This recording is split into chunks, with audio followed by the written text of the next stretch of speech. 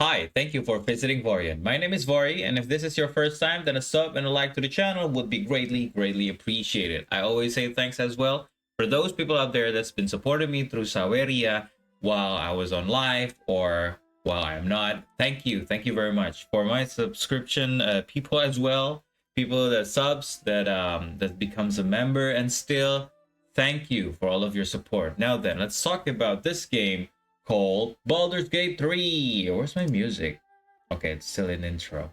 Anyway, I realized that I was not being able even to do more than once a session of live stream this month, but I'm just going to try give you more content when I could because I was being busy and lazy at the same time. Anyway, forget all that and let's talk about Baldur's Gate 3. That the first time I tried was after it was become the game of the year, and then they had a discount for like 10 to 15%, and then I bought it and I finished it right away in about a month. And I kind of go through my first playthrough and going over most of the parts that people's been recommending me while I'm on live stream. So I'm pretty sure that I got most of the main stories covered, but there's always this little part of scenarios that I've been missing, and they keep updating this game. They keep updating a game that is already great. The mechanics, the battle system, the way that we get to choose our own path and story, the way that we could be able to play like almost everyone basically that have main stories in the game.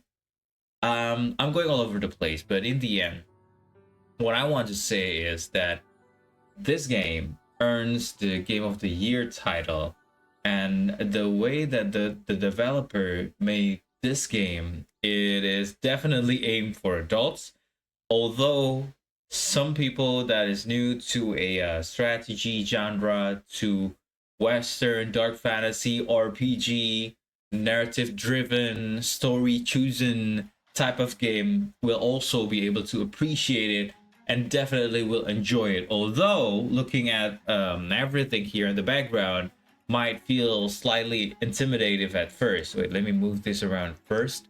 I move my camera over here, my face cam, just because my head, my face cam on live stream is on this side.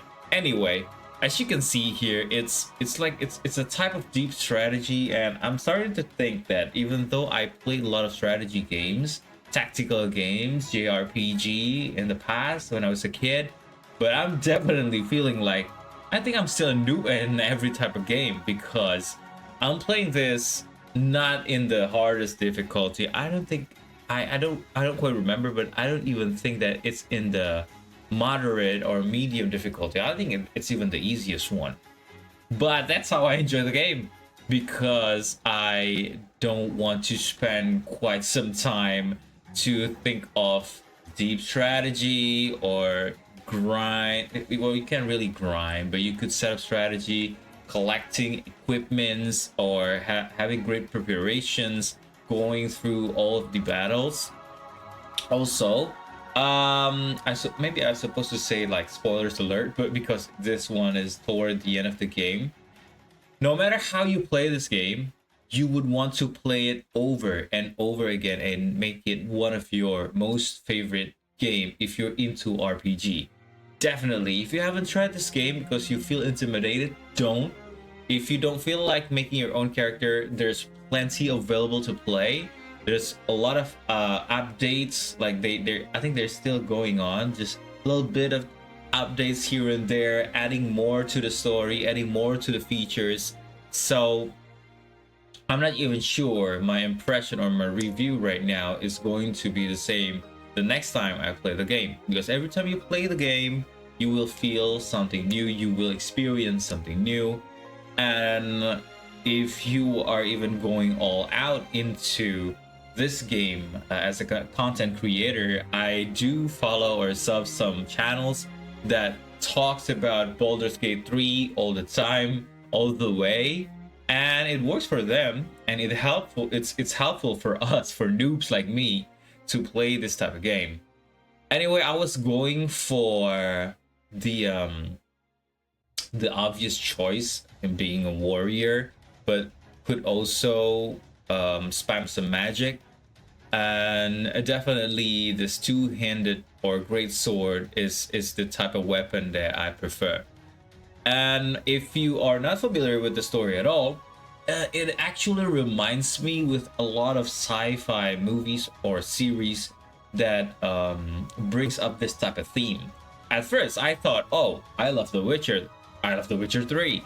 I even like the Netflix series. Maybe this game is going to be perfect for me, but apparently the theme, the story of the game is not quite as I thought it would be.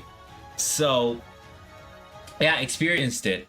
Alien invasions, what do you say? Infiltration, being a minion, getting controlled over by powers, stuff like that. If you like that, you would want to play this game. But aside of that, being the main character, you could get involved as well to your party's drama. So yeah, that's kind of my impression. And I understand that I'm going all over the place, but that is stuff that I kind of want to release or tell you about this game so far. Maybe if I remember some, I'll just put it down in the comment section down below, as I want you to do that as well. If you are a veteran of this game, if you are a noob, if you tried it, if you haven't, just write it down on the comment section down below. Tell other people what's so great about the game that I did not or unable to cover just because I may not explore or play it over and over throughout the whole game enough to explain more that what you could be experiencing in this type of game.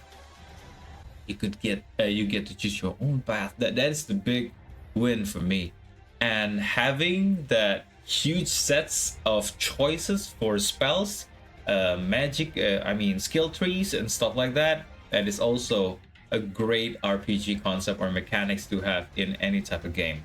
So again, I thank you for watching this video, for subscribing and liking.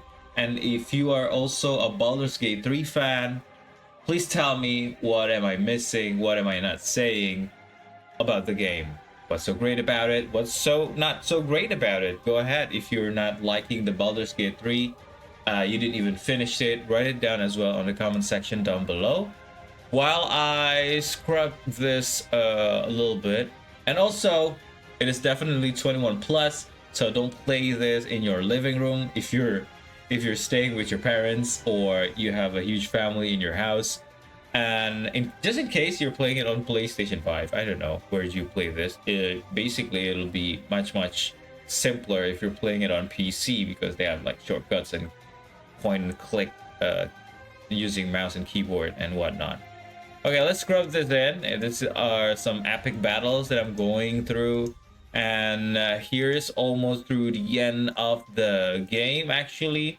So it's like battle after battle after battle. I do have lots of preparation, and it's not even the most difficult of the difficulties.